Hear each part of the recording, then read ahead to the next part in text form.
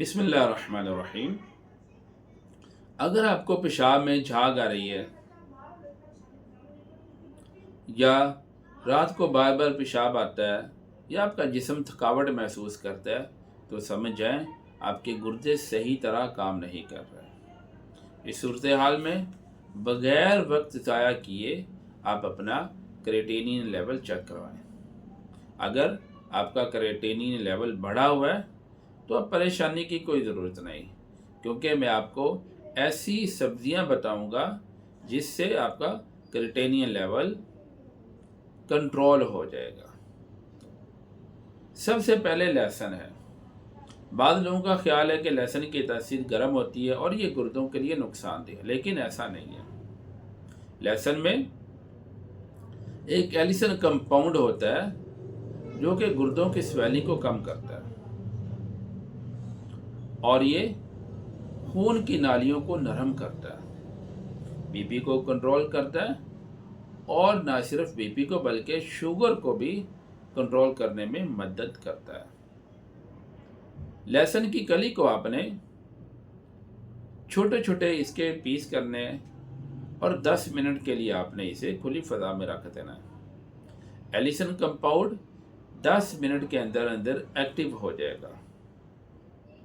جب یہ ایکٹیو ہو جائے گا تو اسے آپ پانی کے ساتھ نگل سکتے ہیں، جس سے آپ کے گردوں کی کارکردگی انشاءاللہ بہتر ہوگی۔ نمبر 2 پہ ہے سرخ بند گوبھی۔ سرخ بند گوبھی میں پوٹاشیم بہت کم مقدار میں پایا جاتا ہے اور وٹامن سی کی کافی مقدار پائی جاتی ہے، جو کہ ہمارے جسم میں قوت مدافعت پیدا کرتی ہے۔ نمبر 3 پہ ہے پھول گوبھی۔ پھول گوبھی میں پوٹاشیم کی بہت کم مقدار پائی جاتی ہے۔ پوٹاشیم کیونکہ گردوں کے لیے نقصان دہ ہوتا ہے، ہیوی ہوتا ہے، اس لیے وہ سبزیاں کھانی چاہیے جن میں پوٹاشیم کم ہوتا ہے۔ تو پھول گوبھی میں پوٹاشیم کی مقدار بہت کم ہے اور فائبر کی مقدار کافی زیادہ پائی جاتی ہے۔ فائبر گردوں کے مریض کے لیے انتہائی اہم ہوتا ہے۔ اس کے علاوہ کولائن کمپاؤنڈ پھول گوبھی میں پایا جاتا ہے جو کہ گردوں کی سویلنگ کو کم کرتا ہے۔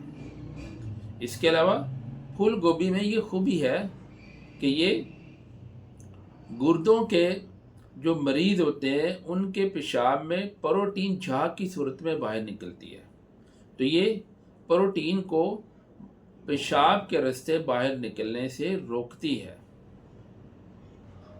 نمبر 4 پہ ہے سرخ شملہ مرچ۔ اس میں وٹامن سی کافی مقدار میں پایا جاتا ہے۔ اس میں اتنا پایا جاتا ہے جتنا ایک سنکرے میں ایک مالٹے میں پایا جاتا ہے، اس قدر یہ فائدہ مند چیز ہے۔ تو لہذا گردوں کے مریض سرخ شملہ مرچ بھی کھا سکتے ہیں۔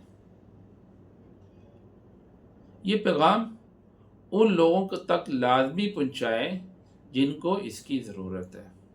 ویڈیو اچھی لگے لائک کریں، شیئر کریں اور چینل کو سبسکرائب کریں۔ شکریہ۔